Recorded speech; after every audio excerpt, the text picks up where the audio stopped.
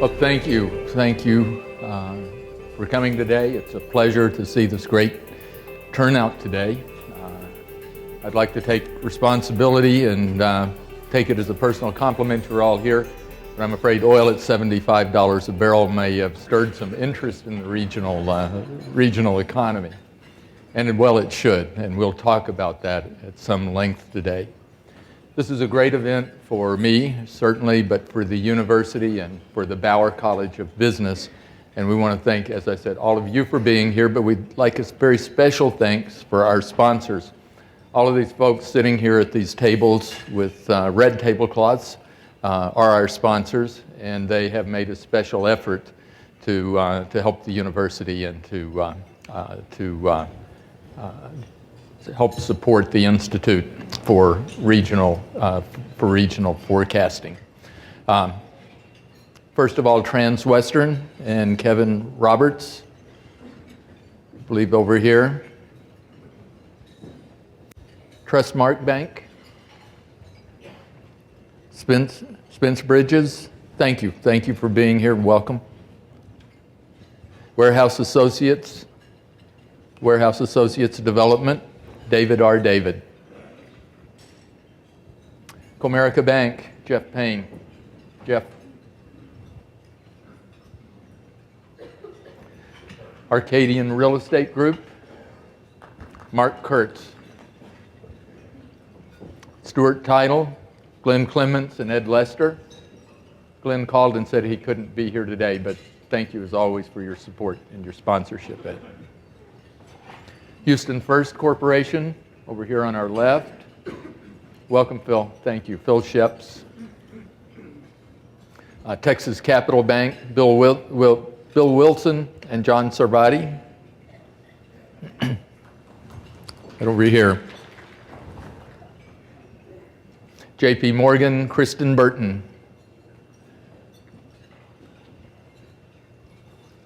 Limestone Investments, Dan Dubrowski. Oh, Dan, thank you. Michael Stevens Interest, Kim Stevens. Hey, Kim, thank you. Moody Rambin, Bob Cromwell. Right here, Bob. Trendmaker Homes, Will Holder. Will. The National Realty Group, Mike Spears. And Woodway Financial Advisors, Rick Morales. Oh, Rick. And again, thank you. Thank you for your special efforts.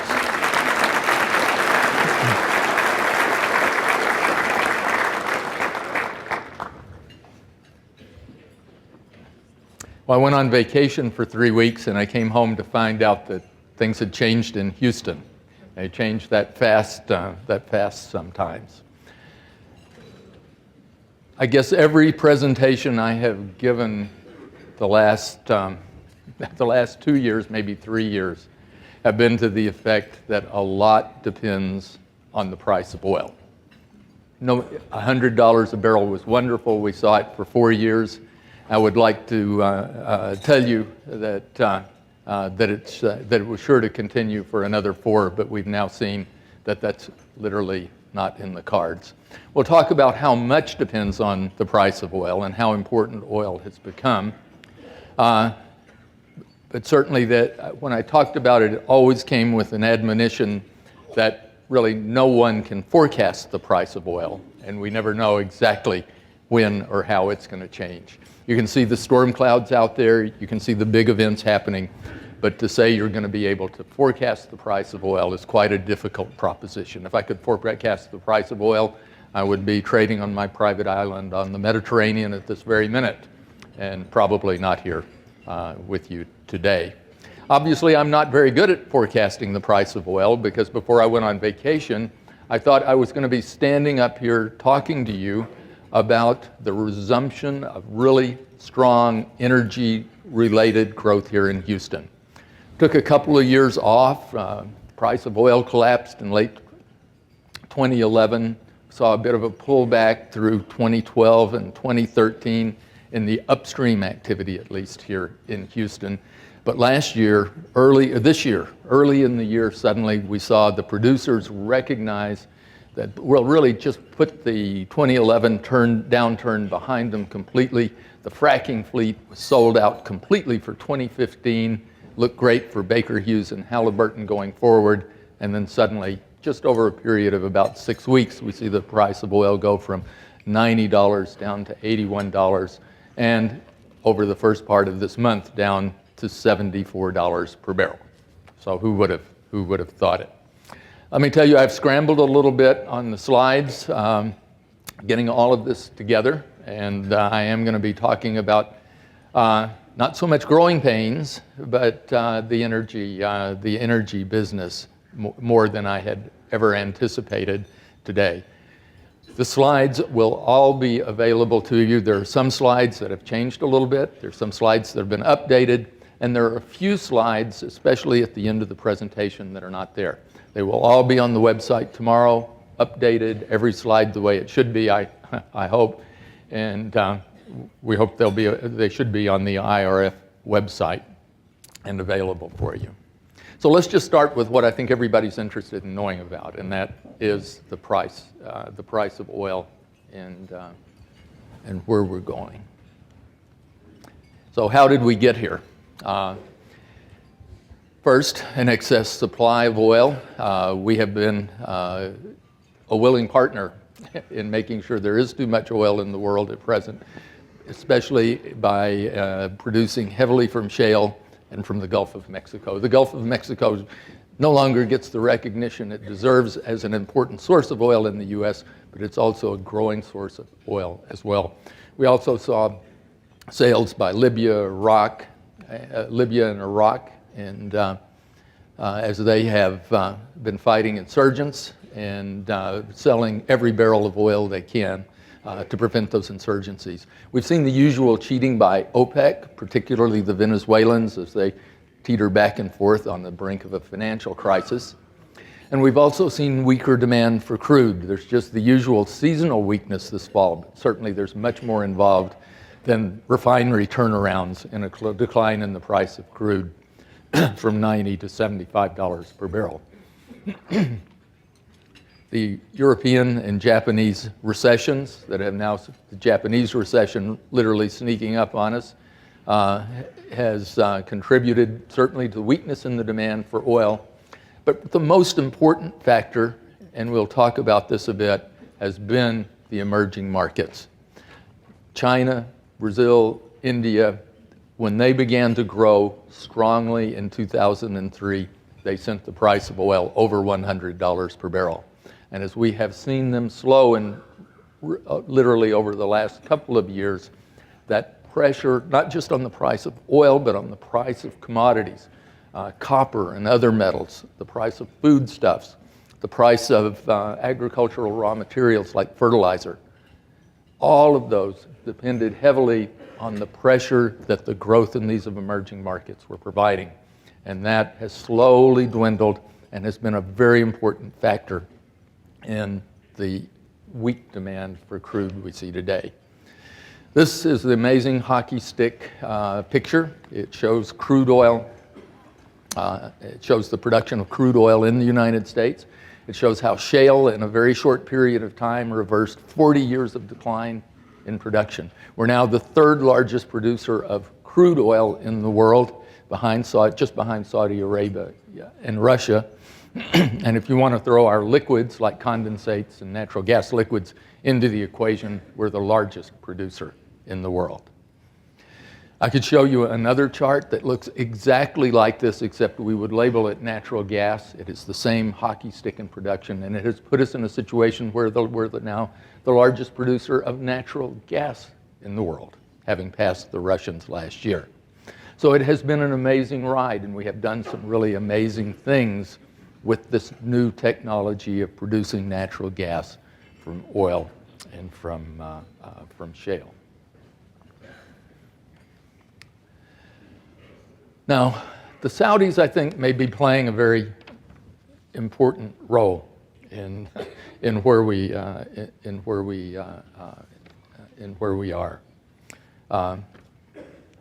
There we go. I thought I'd passed up a slide. Sorry. This is the emerging markets and the developed world, and it simply illustrates how we have seen a loss of momentum in the global economy and how the global economy has slowed. You can see global growth in 2013 and 2014 slipping under 3%. Your long-term average is around 4.5%, and you need to be above that 4.5% to really see momentum in the world economy.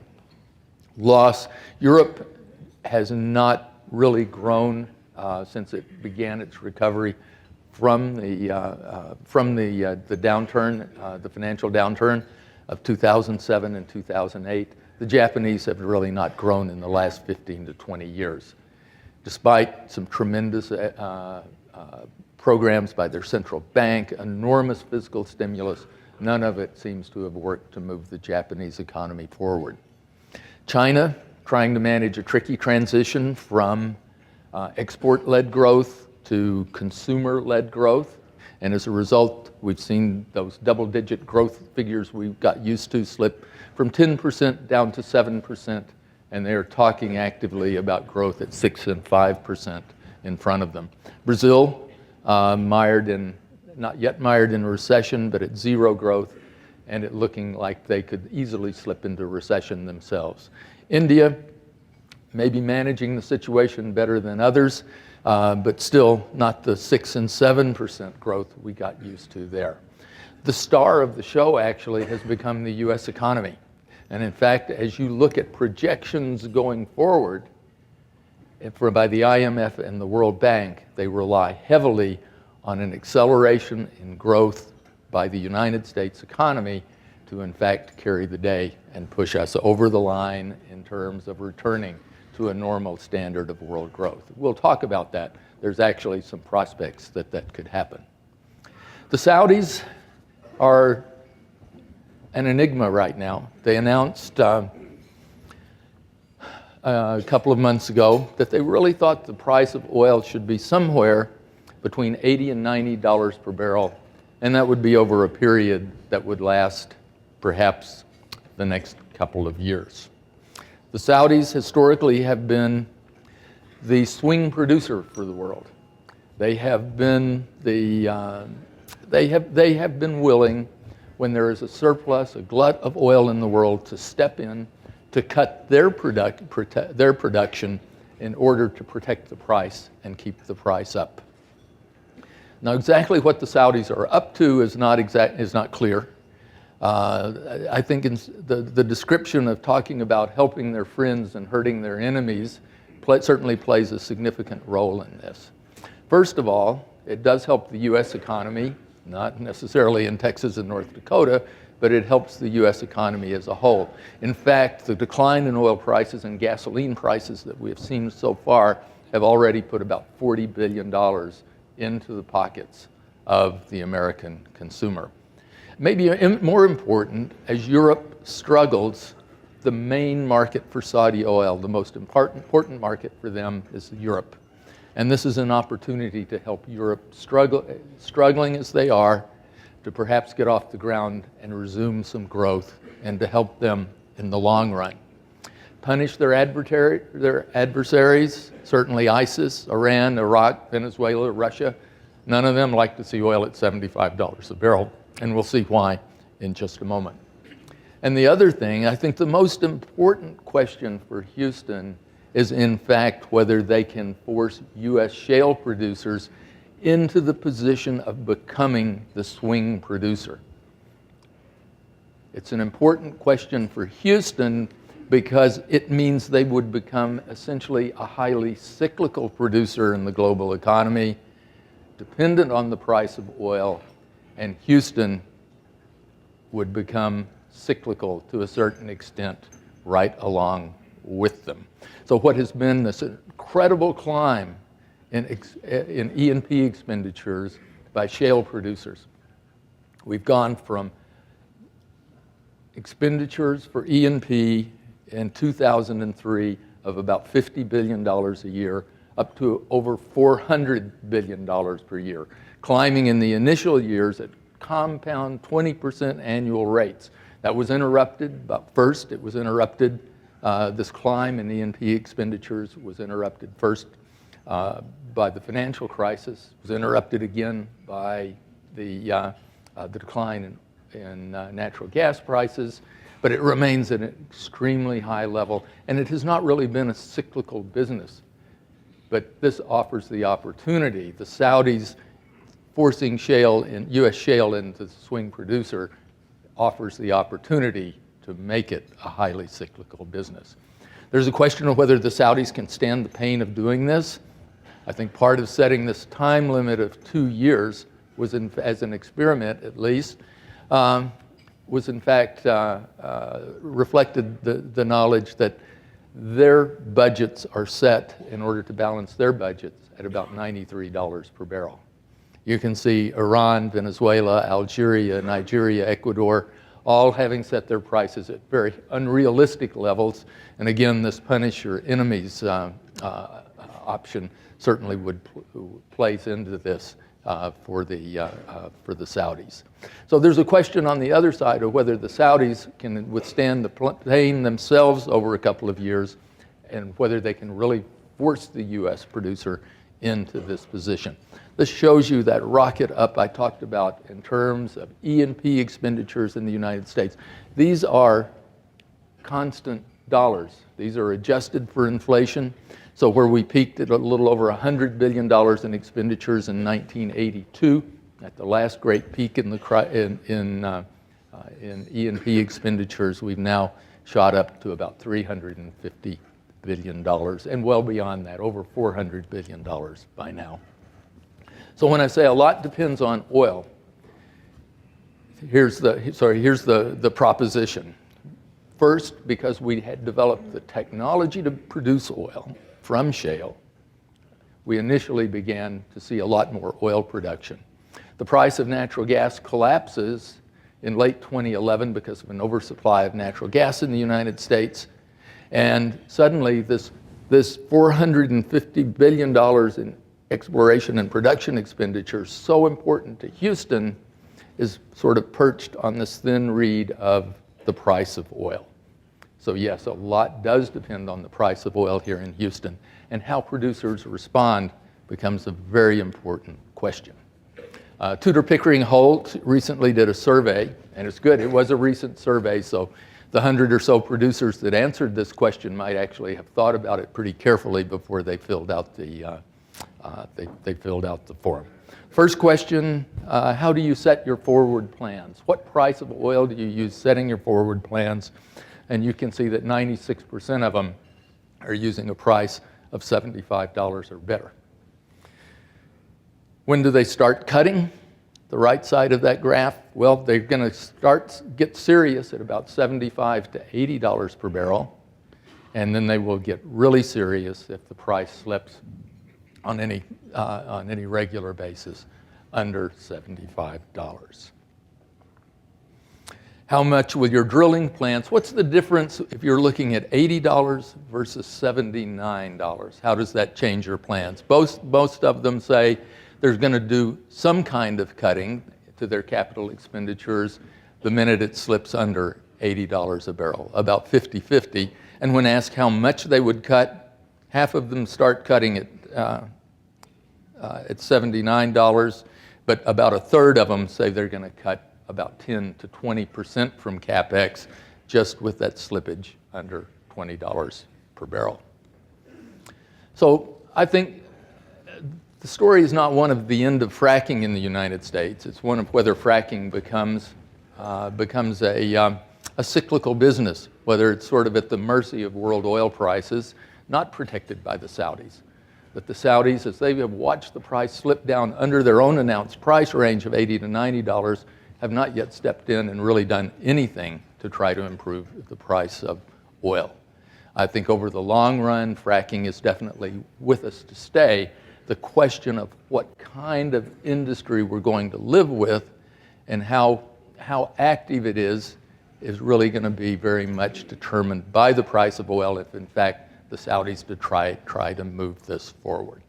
So we'll come back in a few minutes and we'll talk about some scenarios for Houston and talk about how this might actively play out for the Houston economy. But first, let's just take a look and talk for a minute about how Houston has fared in the rearview mirror. Maybe less relevant than it was just a few weeks ago, but I think it's an important part of the story, and it's really important to understand where we are as we try to deal with the problem going forward. Certainly, Houston, the energy boom has really roared right on. There's just no question. We will probably add well over 100,000 jobs this year. I'll talk about that a little more in just a minute. Where did the excitement come from that drove us forward? It came from the energy sector. First of all, we got this unanticipated push. We got an unanticipated push in the energy business from the polar vortex last winter. It produced those high energy bills on the East Coast and in the Midwest, poured into the pockets of natural gas producers in Texas and the Southwest, and they invested that drilling for oil. Most of it pouring into the Permian Basin, adding maybe 80 to 100 rigs to the rig count early in the year as an unanticipated bonus. With $100 oil, it looks like the producers put that decline in natural gas prices behind them. We saw 600 rigs taken out of the drilling fleet for natural gas. About 300 transitioned over to drilling for oil, but the rig count fell by about 15%. But as I said, late this year, before this oil price decline, the fracking fleet for Baker Hughes and Halliburton completely sold out for the year to come. So there was a lot of optimism moving forward until we saw these prices slip. And it's reflected, as we'll see, in the Houston economy. This is our employment growth in recent years. Stretches back 15 to 20 years. The important numbers really start in 2003 for Houston. This has been a decade-long event. You saw how from after 2003, how those E&P expenditures accelerated and took off as rapidly as they did. 2003 is important because that's when China and Brazil and India began to grow, and when they began to put serious pressure on all of those commodity prices. 2003 forward for Houston has been one long oil boom, with the exception of 2009. Oil fell back to $35 a barrel very briefly with the financial crisis, but it snapped right back. By 2011, we had restored all of those jobs. 2012, 2013, and 2014 combined, we have probably added 300,000 new jobs here in Houston. The 2014 number, if you seasonally adjust it and you ask how many jobs, if we finish the year at the same rate we have started over the first 9 months, how will we finish? Well, the answer turns out to be about a 4.6% growth rate, which translates to 125,000 jobs. Now, I think that number is likely to be revised down, and I'm not going to go into great details here, but the Workforce Commission is likely to revise up 2013, and they have a long history of building, so they always come out at the right point when they revise their numbers. They will stick all of that growth into 2013, and then we'll move it back to 2013 when the time comes and revise down 2014. If you didn't understand that, never mind. We got all the jobs. It's just a question of when the jobs arrived, whether it was 2013 and 2014, and it's still over the last 3 years, probably 300,000 new jobs here in the Houston area. All the statistics are great. All the numbers outstanding. We can look at the Purchasing Managers Index. We can look at income growth. This is just one more example as we look at the Houston unemployment rate, where the unemployment rate rises later than the U.S. with the financial crisis, doesn't rise as high, comes down faster, and now stands about a full percentage point below the U.S. And even better, unlike the U.S., where much of this decline can be attributed to discouraged workers, not a real decline in unemployment. In Houston, this decline is built on a real decline, a 40% decline in the number of people unemployed here in the Houston area. Now, economists like to talk about basic growth and non-basic growth. Basic growth, base industries are those industries that sell outside the 9-county metropolitan area. They sell outside the area, they bring income back into the area, and they are important because they become the drivers for the local economy. Non-basic growth are those inherently local industries that follow. Inherently local bars, restaurants, grocery stores, gas stations, real estate developers, those who follow and provide the basic infrastructure for the growth after it occurs. This shows you our recent expansion of the industry, of the energy part of the base and the other part of the base. This is a strange picture. And when I looked at it, I was a little mystified, and I confess I'm still a little uncertain as to exactly what's going on here. First of all, we see the energy component continue to grow very, very strongly.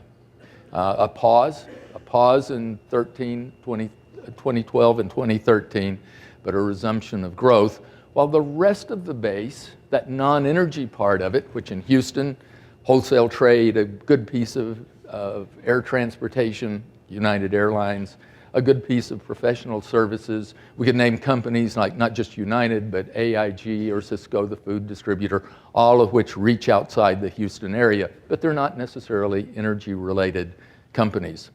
The energy hiring, interestingly, if you were to look back at 2009 and the financial crisis, the energy producers in Houston, the Shells, the Exxons, the Marathons, the Anadarkos, they never quit hiring. They hired right through the downturn, and there were never any substantive layoffs that were perceptible in the data. They were looking at very scarce oil field skills. We have a baby boom generation. The last generation really trained in oil field skills to be reservoir engineers or petroleum engineers or geologists or geophysicists was the baby boom generation. They're retiring, and there has been a crush and a rush to get a hold of those scarce skills. It's entirely possible that as fundamentals slipped away with the downturn in natural gas prices, the industry paused a little bit, but at the same time kept hiring because they wanted and needed those jobs.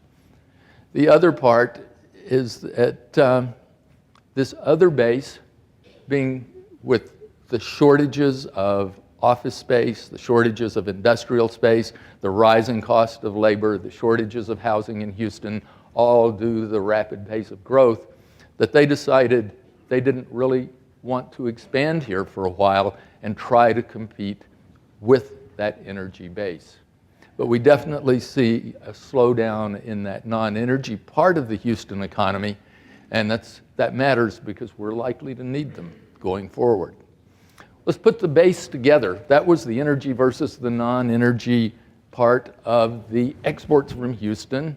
Let's put that together, and we'll call it the base. We'll add it together, all those jobs that export from Houston, and we will compare that to our non-basic sector. These are growth rates. So you can see we come back from the recession. Look how deep the basic sector goes in and then comes back, growing at double-digit rates as we come out of the recession.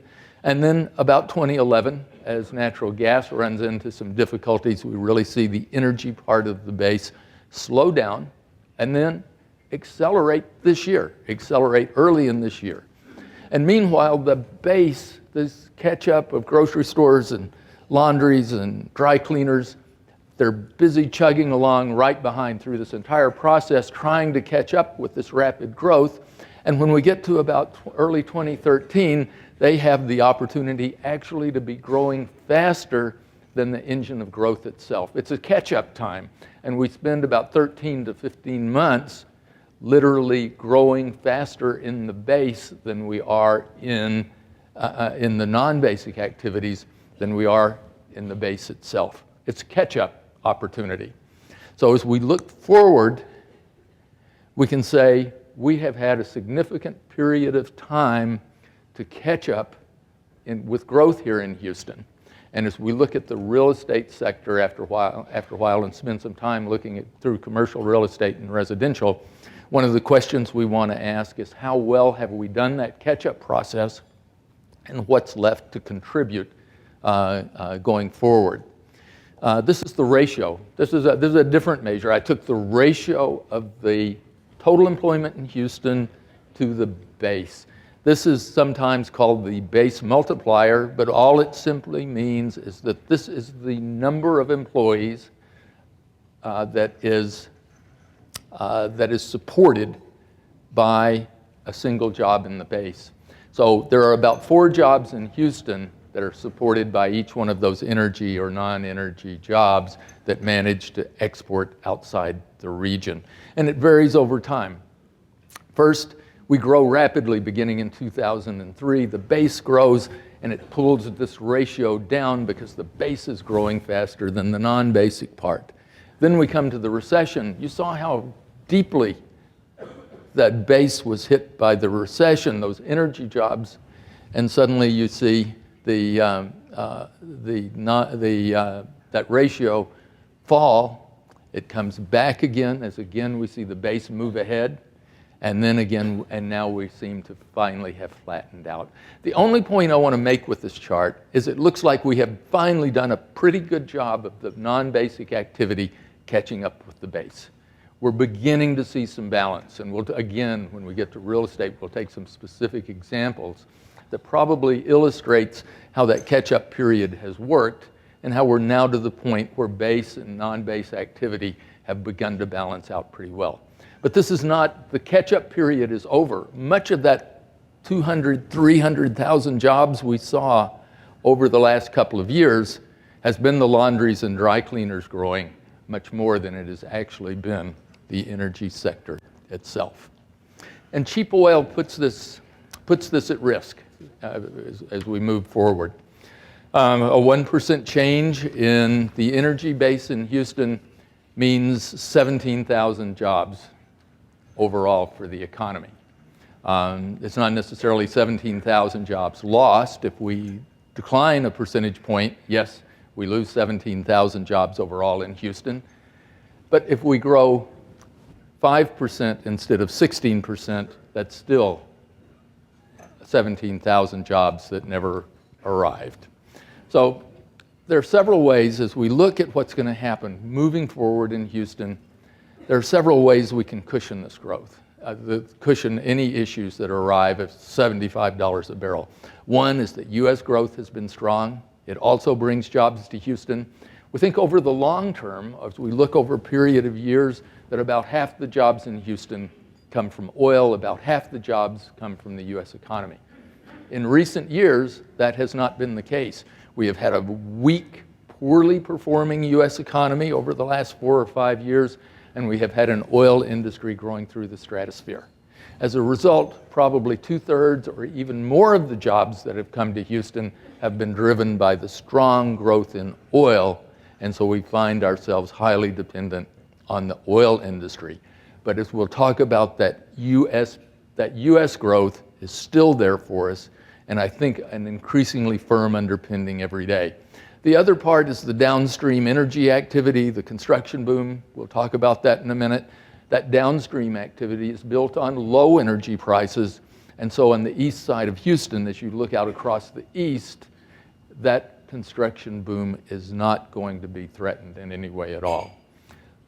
Non-basic catch-up, I don't think there's too much of that left in front of us. I think we have done much of the catching up over the last couple of years, and so we're really going to be dependent on this combination of energy, U.S. growth, energy upstream, energy downstream, and U.S. economic growth. So we have talked about oil prices and the outlook for fracking a little bit. We've talked about recent growth in Houston.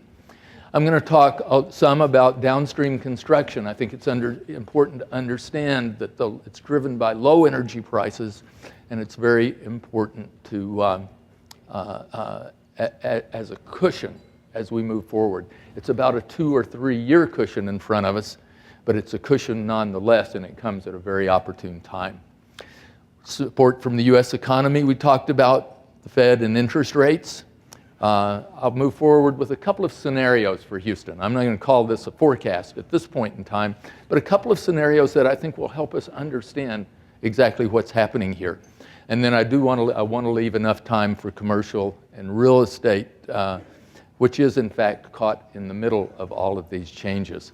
I think our story there is actually pretty good about a catch-up period that has come and largely gone for real estate, that increasingly we are moving to a period where both residential, less single family, more multifamily, and commercial real estate as well have pretty much begun to catch up with growth in Houston, but the signs of overbuilding really aren't there yet. Now I want to make sure I leave enough time to talk through real estate a little bit. I had to build up the energy part of this a little bit, so I am really going to skip through the strong U.S. growth and the Fed and interest rates. I think the slides almost speak for themselves in terms of future interest rate increases in front of them. The only point is there that we see interest rate increases in front of us, but it's how they unfold very, very slowly. 2018, before we're talking about restoring normal monetary policy in the United States. So I'm going to skip through to a considerable extent the stronger U.S. growth and the Fed and interest rates. We'll move on to make sure we have time for what's left. I apologize, we had to talk much more about energy than I had ever anticipated. But downstream construction became a force this year. This is another factor that accelerated growth beyond at least my expectations, because of the rush of these companies to get these plants permitted and to get into market as fast as possible. Not only to get to market, but to try to tie up scarce labor and to try to tie up scarce machine shop capacity here in Houston as well. So we're seeing a big rush to build petrochemical facilities, in particular here in the Houston area. This is sometimes called the petrochemical crescent. And as we look at expenditures for the oil industry, we'll see in just a minute that the expenditures for E&P are this big, then the expenditures downstream are about this big. That's not good until we realize that those E&P expenditures are going to be spent in Midland, Odessa, and the Permian Basin, and the Bakken, and all over the country. The downstream expenditures are really going to be focused here on the Houston and Louisiana Gulf Coast. That's the good news that comes from this. The price of natural gas collapsed in late 2011. I've said that repeatedly. Huge supply of natural gas, new supply, hockey stick supply of natural gas runs into a weak growing market inside the United States, a weak growing market for natural gas because of the U.S. economy, and the result is ultimately a collapse in gas prices. $100 billion stands in front of us in terms of natural gas-related construction in the chemical industry. This is according to the American Chemistry Council.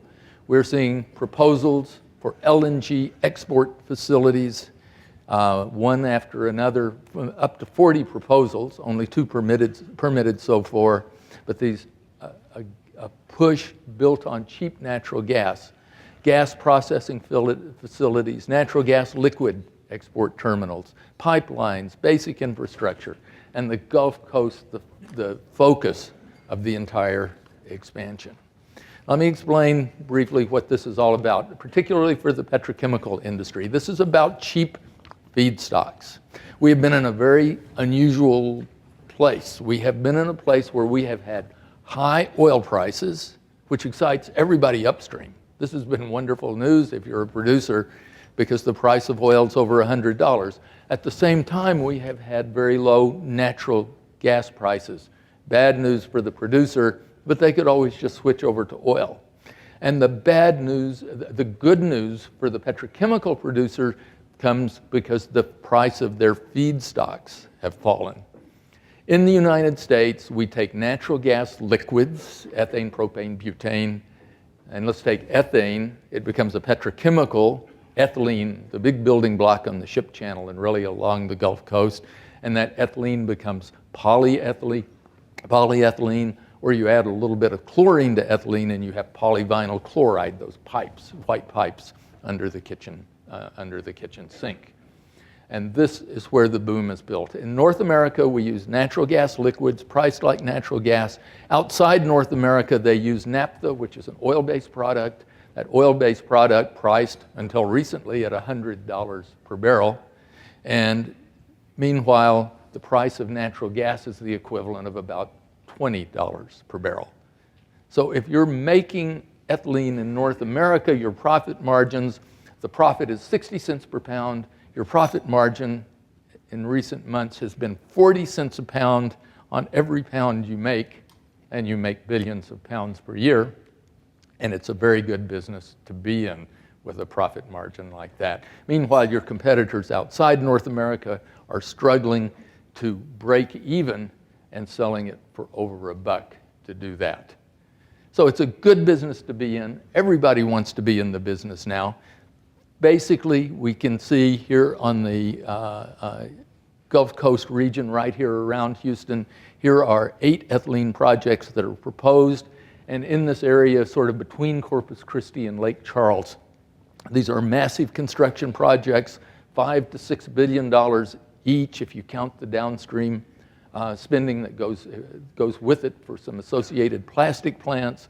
So we're adding up quickly to $40 and $50 billion in new construction just for these ethylene plants alone.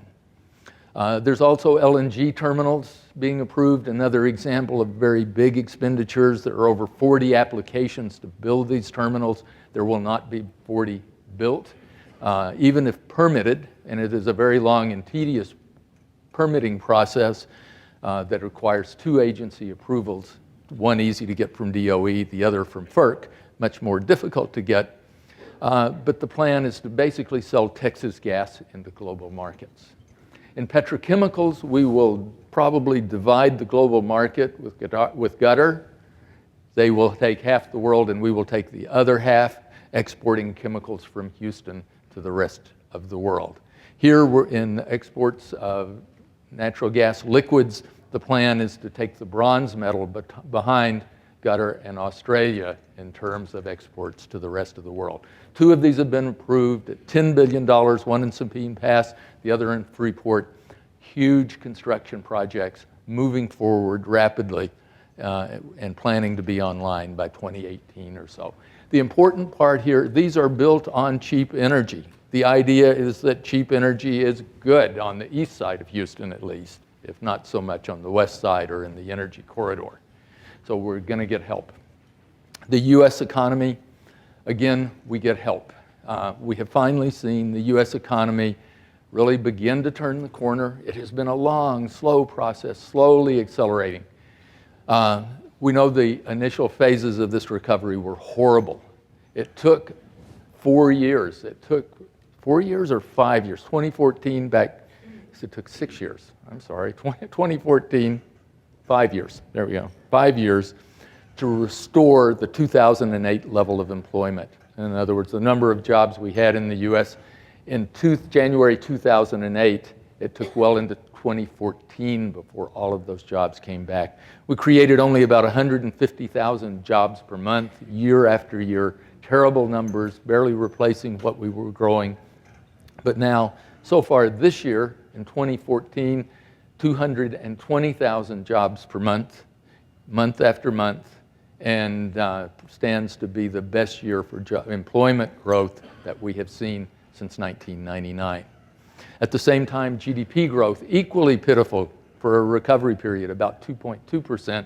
But now if we go back and look at the last 6 or 7 quarters, we're talking about 3% GDP growth, and that includes that terrible first quarter of this year that included that polar vortex downturn. We left big holes in the economy: personal consumption, residential construction, state and local government also suffered through this downturn. Personal consumption was hit by an over-leveraged consumer. Residential construction, well, this was a housing bust after all, and state and local governments got hit because their revenues were hurt as home prices declined for property taxes, and as the consumer pulled back, they lost their sales taxes. This has improved significantly. All of those missing sectors are now back contributing again. You can see that bad first quarter of the year with the polar vortex, but especially the consumer has really begun to spend again and is feeling considerably better. No longer over leveraged. The debt to income ratio has gone from 135% down to close to 105%. Debt payments as a share of disposable income, because interest rates have fallen, those debt payments relative to income are close to all-time low levels. The consumer finds themselves in a better place in terms of their wealth, home equity back on a historic track, the stock market holdings, all-time record highs. So the consumer has wealth. They are no longer overburdened by debt, and sure enough, consumer sentiment is rising. Consumer spending has been rising, and we finally pushed auto sales back over 17 million units, which is about where we began the recession.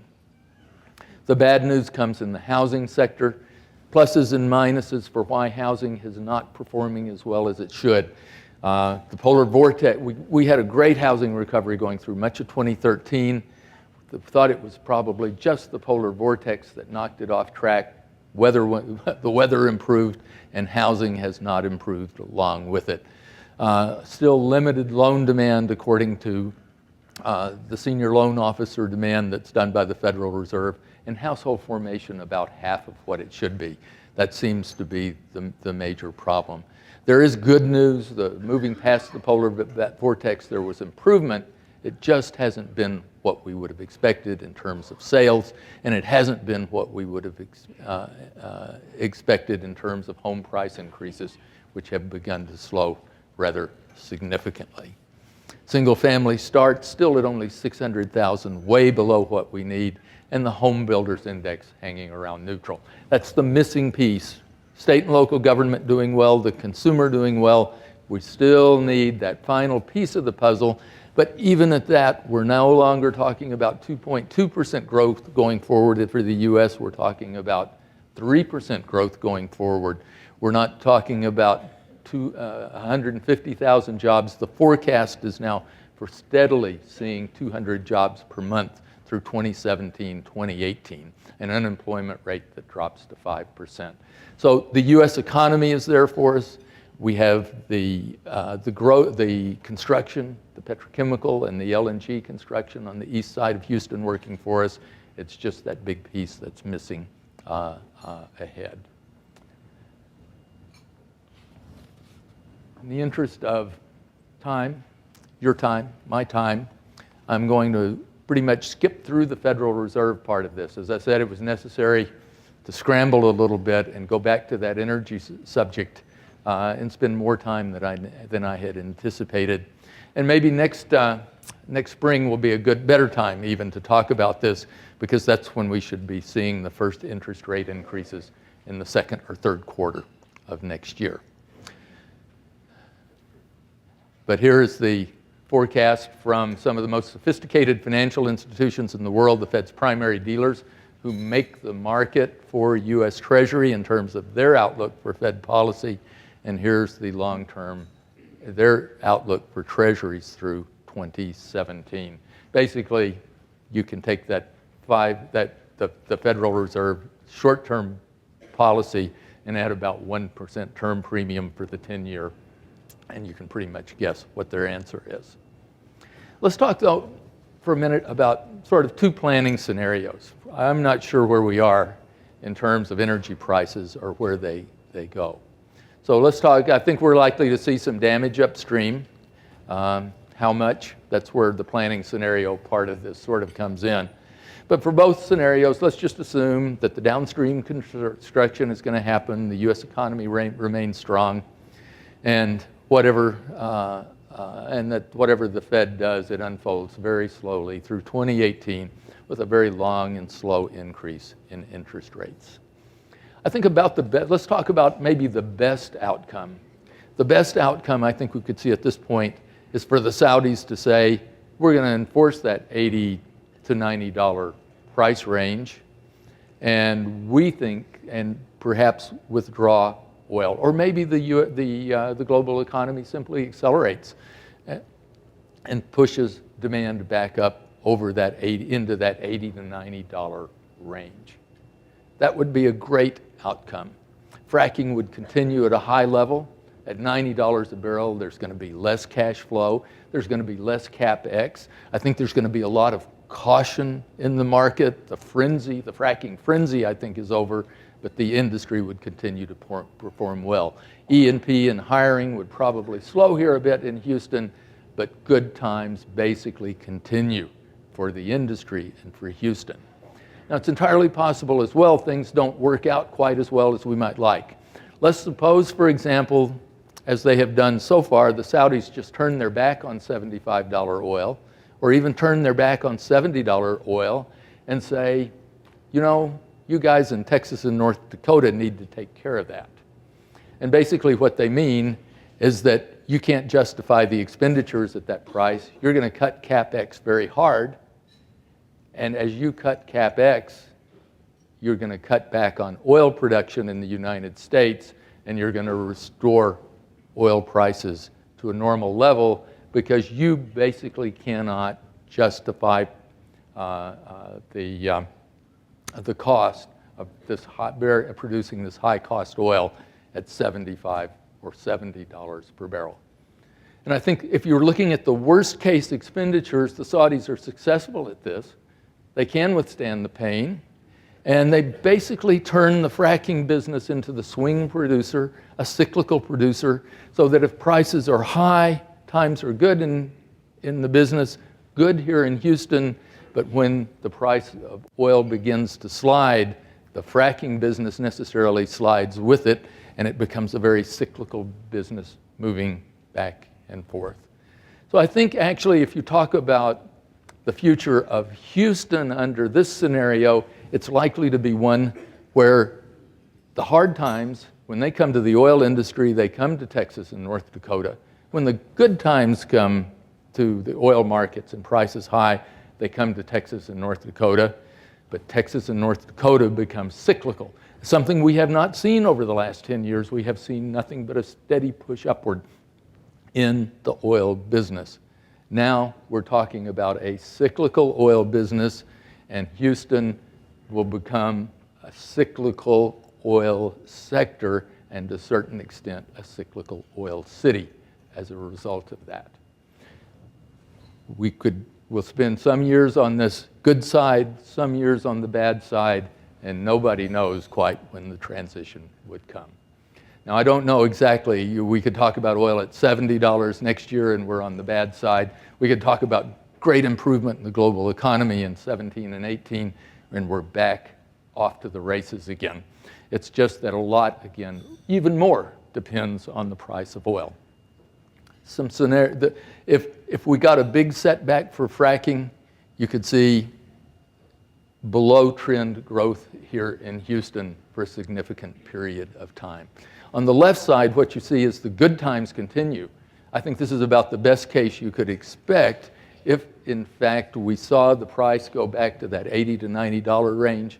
Caution now, both from the people who finance the fracking business, from the people who engaged in the fracking business, and as that caution creeps in, we're going to see, having seen $75 per barrel, we're going to see a much more cautious approach to the business and less growth. This is not the 100,000 jobs a year we've enjoyed the last 3 years, but it's still above trend growth, above our history, and still very solid growth.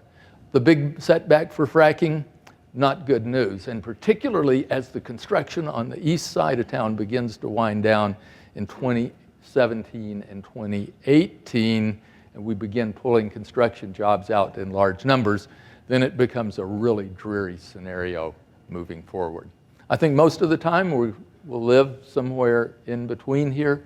I don't know exactly where, but the outlook is probably for a more cyclical industry than we have been used to as oil prices move back and forth. Well, let's talk about real estate for a few minutes. I want to thank Keith Richard, Parkside Capital, for his help on putting some of these numbers and figures together, and I'd like to thank Adam Perdue as well. Adam, both of them were very instrumental in helping me think this through and helping put a lot of this together.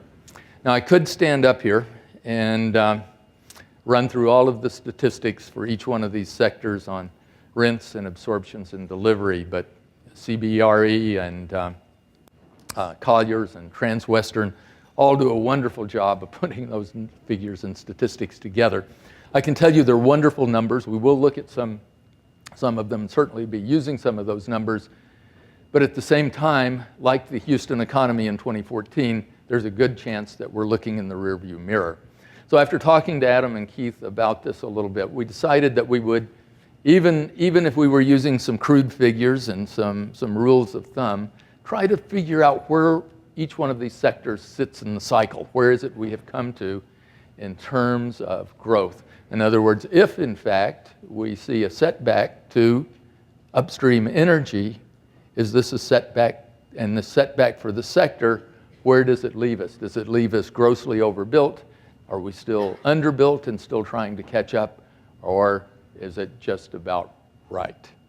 So let's look at what has happened. We'll quickly go through residential, multifamily, and I think we basically have a good story. Multifamily may be pushing the edge a little bit, but I think other than that, we're going to find that most of these sectors look pretty good, even under a scenario 1 or a scenario 2 that we just looked at.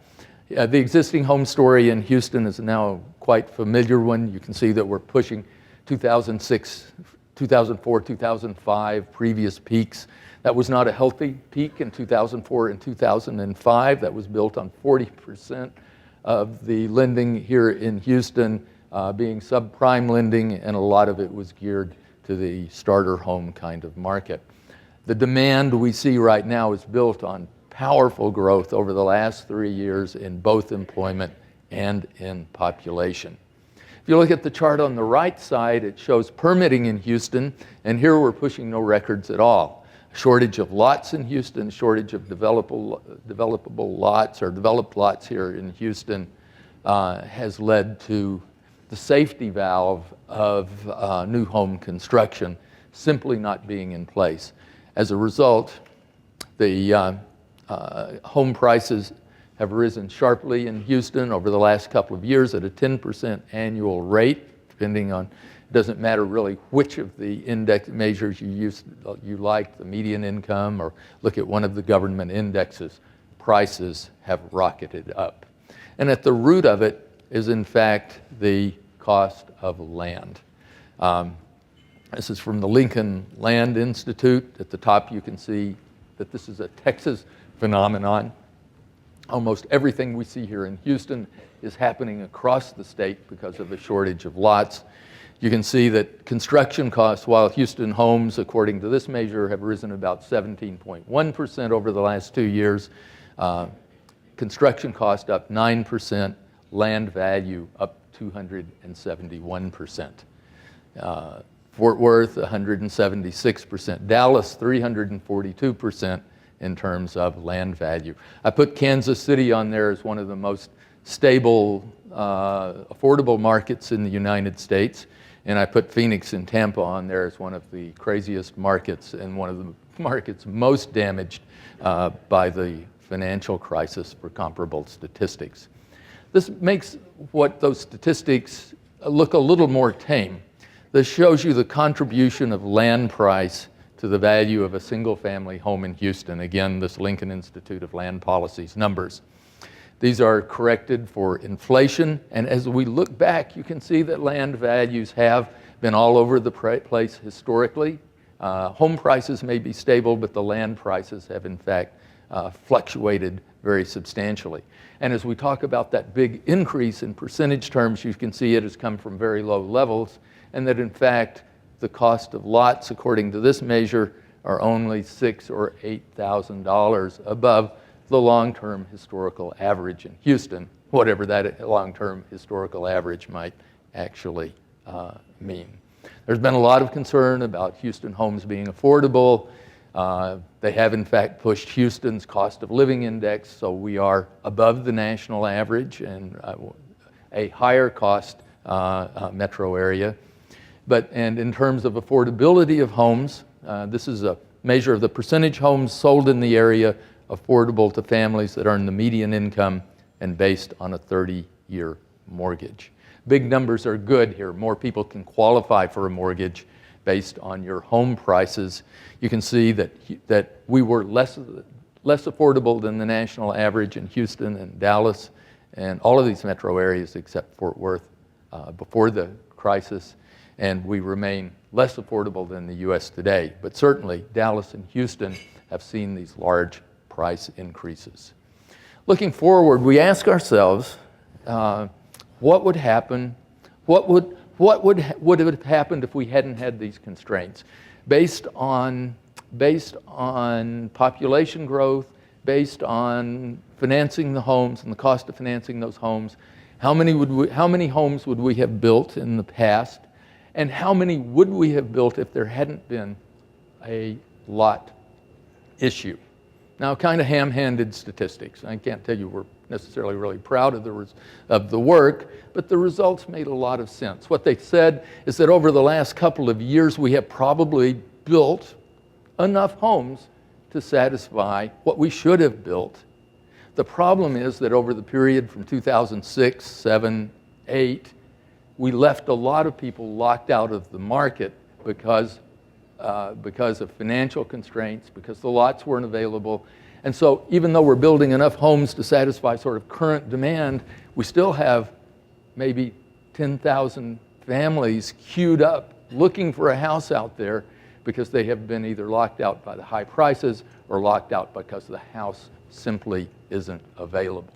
So looking forward, it's actually pretty good news. Even as we slow down, I think 2015 is probably the year where across the state, actually, we begin to see lot development. The big lot machine goes into high gear and lot development actually begins to catch up with the demand for housing. Our statistics, our guess, please pay less attention to the numbers than sort of the story here, is that we might be able to sell 35,000. We might be able to build and sell 35,000 homes next year and maybe even the year after that. After that, the scenario 1 and scenario 2 begin to catch up with us, and you see declines in housing down to 26 or 28,000 as we see growth slow by 2017 and 2018. But we are not in a position where the single-family market is necessarily damaged by a slowdown ahead of us, and it looks perfectly manageable in the big macro sense. Multifamily started early. Multifamily has been strong here all the way through. Rents have been rising, strong absorption, 24,000 units under construction. There is a big pipeline of apartments delivered this year, apartments that will be delivered this year, apartments under construction going into next year. If you think about these people, this 10,000 folks that have probably been locked out of the single-family home market, you might say, well, by golly, look, the home prices have gone up a lot, but it turns out so have rents. According to the Consumer Price Index, the rents have actually risen. The rents have actually outstripped home prices here as the market has remained tight. So those good numbers on rents are actually an encouragement for anyone who's looking for a home and his home becomes available to leave.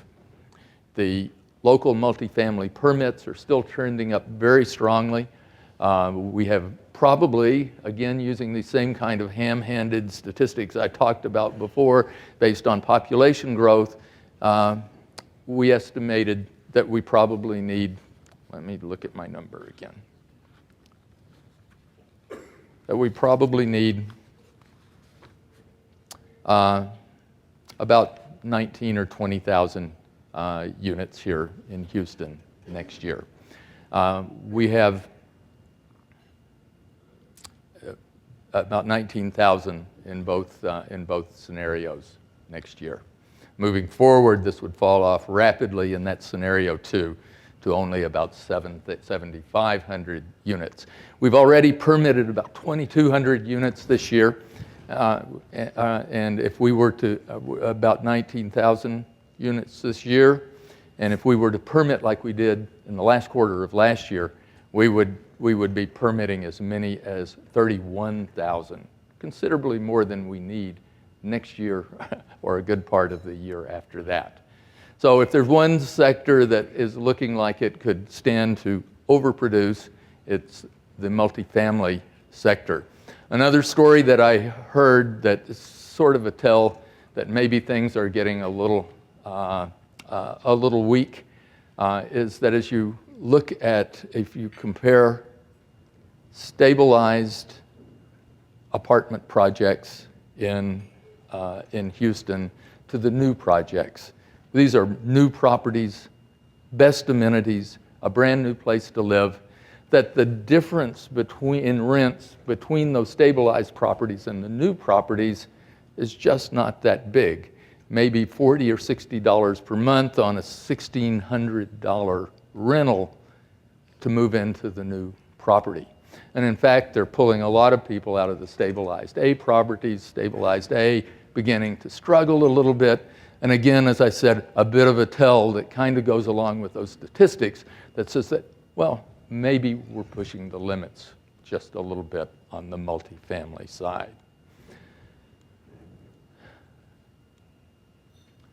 Office market performance. You know, as you look at commercial real estate, you look at these huge numbers that are entailed. 10 million square feet of industrial, 10 million square feet of office, and it is extraordinary.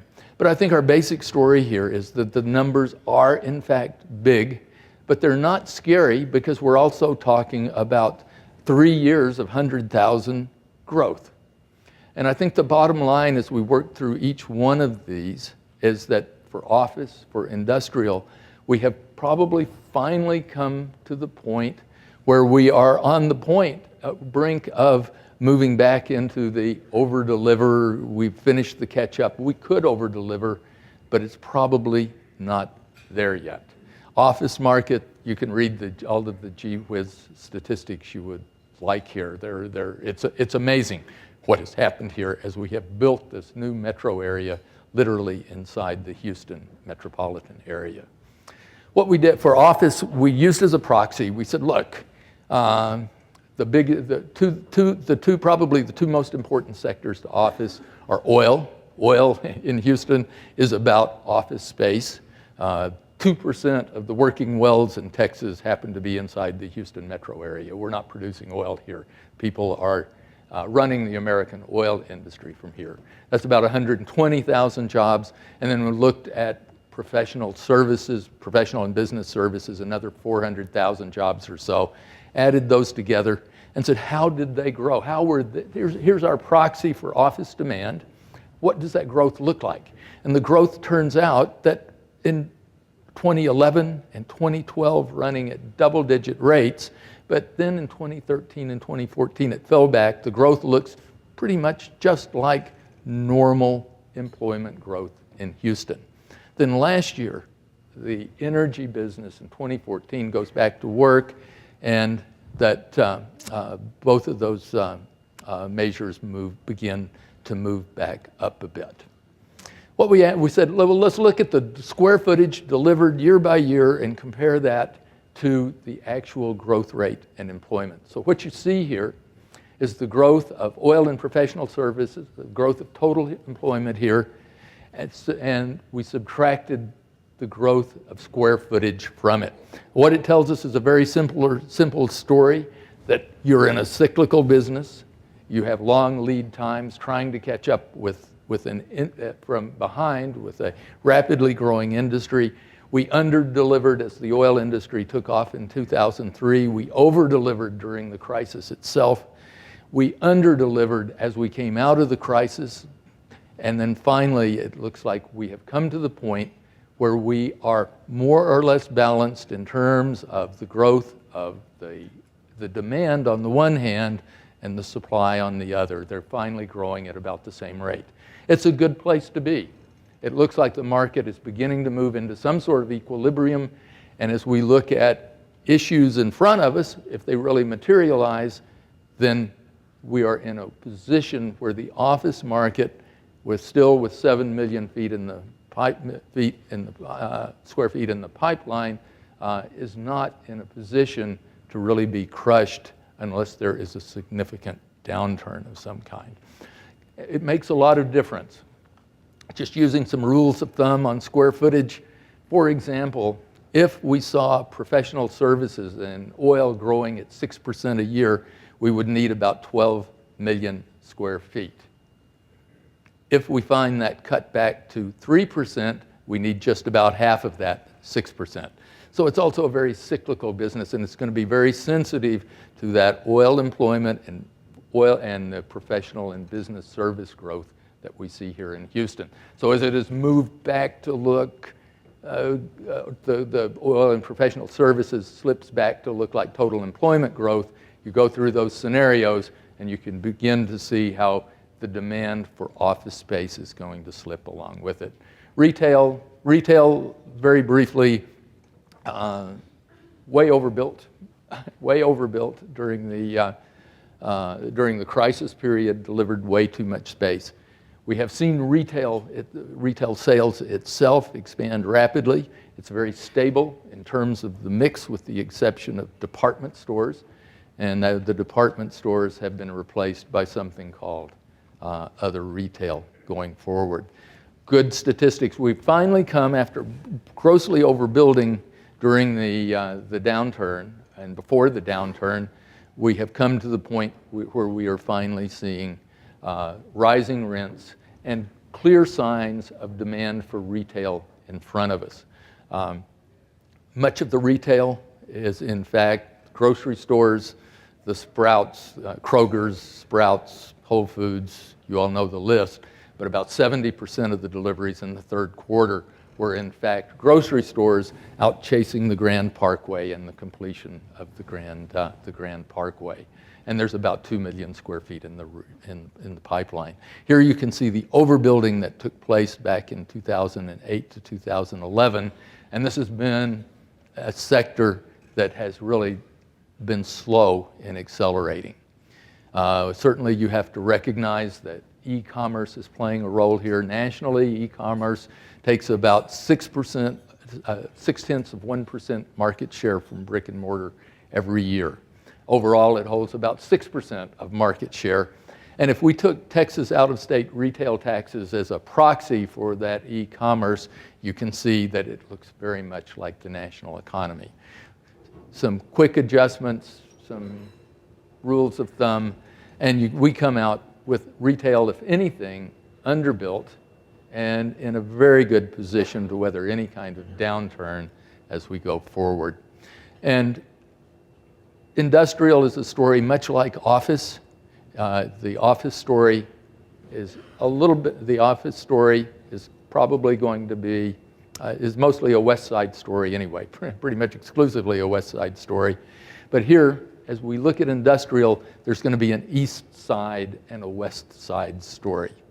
If we look at that capital expenditure upstream, it is huge. And as we see cuts there, they're likely to be very large. Who suffers from this? It will probably be the North manufacturing facilities, the Northwest machine shops and manufacturing facilities, but the East Side continues to do well because of the expansion of those petrochemical facilities, refining, natural gas liquid export facilities, and right on down the list. If you look at machinery and fabricated metals, mostly driven by upstream, you can see the decline. You look at refining and chemicals, the downstream part, these are declining growth rates in machinery and fabricated metals upstream, and a slow pickup in refining and petrochemical employment.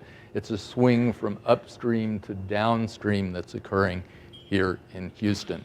And if we do the same kind of square footage where we look at the difference in the growth rate of the delivery of space and compare that to that upstream fabricated metal measure and take the difference again, we find almost identical chart to what we saw for office.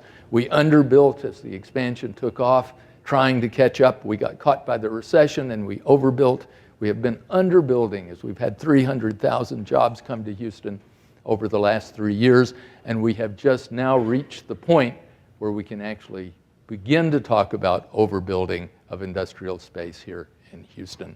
So as you go down that list, you can see another year of good news, and we probably could have overbuilt, but we don't seem to have done that, at least according to these relatively crude measures. So I hope that provides some broad perspective on where we are as best we can tell from the numbers and from more than a little bit of guesswork. Commercial is in good shape. Residential, good shape because of the backlog that's been built up in single family. Multifamily, I think if there's a warning flag that goes up anywhere, it's certainly in the multifamily sector. Our big conclusions, crude in the $80, $90 barrel, that's going to just mean some modest cutbacks, I think, if we could maintain that kind of pricing. But if the Saudis are serious and can withstand the pain of $70, $74 barrel per oil, they're going to try to turn the American fracking industry into a cyclical industry and Houston's oil sector into a cyclical sector as well. And that is really the risk.